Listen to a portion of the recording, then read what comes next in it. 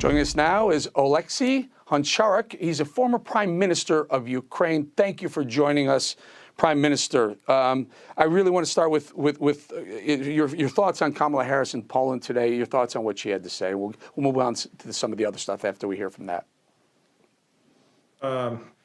Thank you very much for the attention to our country. I believe that when 8 years ago, Putin decided to invade Ukraine, to annex Crimea, to invade Donbass, to start this war, actually, the Western, the response from the free world was too weak, was absolutely vegetarian. And that's why Mr. Putin now started the full-scale invasion, full-scale war against Ukraine, because he realized that the West is weak. For Mr. Putin, the Western world, the democracy is a weakness. And that's why Putin started this war, because he realized that West will not do enough to stop him.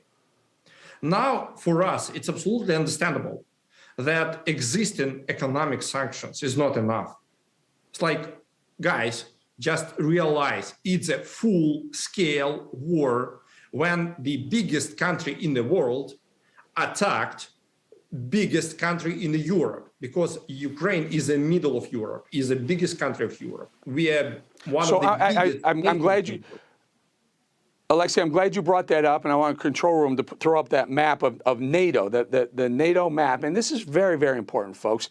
You really need to understand how important Ukraine is, because if you're concerned about Russia, look at this. So there's Russia, and in red you see Ukraine. The only things separating Russia from all those green NATO countries, France, Poland, Germany, Turkey, Romania, those are all NATO countries. The only thing separating Russia from NATO is Ukraine right now, and Belarus, which is very friendly to Russia already. So Ukraine matters. Even if you're an anti-war dove like me, you have to understand the importance of Ukraine. I'm sorry, Oleksiy. So go ahead. Tell us the importance of Ukraine to NATO.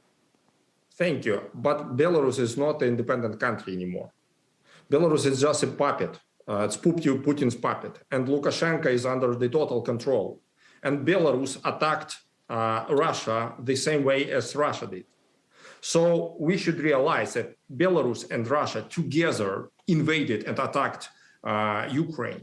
Now, like a huge part of Russian missiles attack Ukrainian cities from the territory from Belarus, actually. And it's already a fact. So now we do need to protect our civilians. So you shouldn't kill Russian soldiers. You shouldn't kill Russian pilots or destroy Russian jets. We will do it like ourselves, but protect our civilians. Look into the videos. Look, it's like thousands people, civilians died, children. It's like. And I want to bring this up, Oleksiy. Oleksiy, I want to bring this up. Shelling and bombing our peaceful cities. It's even like impossible to believe this, but it's reality. I want to ask you this before I lose you, sir. I have to ask you this.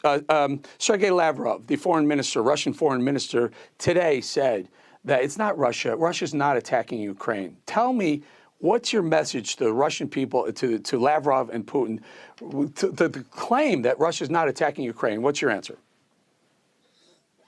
The Russian leaders, the Kremlin, is living in the absolutely fake parallel world. Lavrov today told that they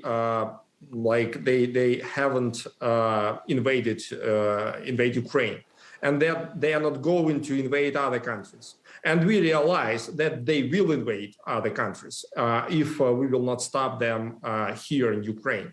They will invade Moldova, they will invade Georgia, they will invade Baltic countries, they will invade Finland, maybe even Sweden. They will attack everyone who support and who share the values of a free world. Because for Mr. Putin, it's not a war against Ukraine. It's a war against democracy. And the Ukrainian nation is only a symbol of the free people. because for Mr. Putin, the main threat is a freedom. The main threat is a democracy, and he want to destroy us, Ukrainians. He want to solve Ukrainian question like Hitler wanted to solve Jewish question because of our civilizational choice. So we choose democracy. We choose freedom. That's why it's not our war.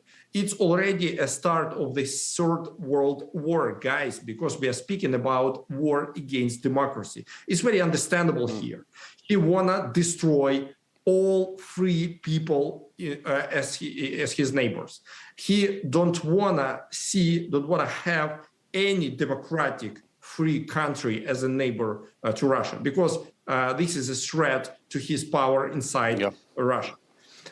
You should realize that Putin, Lavrov, and all his criminal crowd, all these bastards, I'm sorry, they are lying. They are sharing absolutely fake narratives to mislead people across the world. And what we really do now, we need a strong leadership from Western leaders, stronger leadership, stronger response to show a power to Mr. Putin, because Russians and Mr. Putin recognize only power.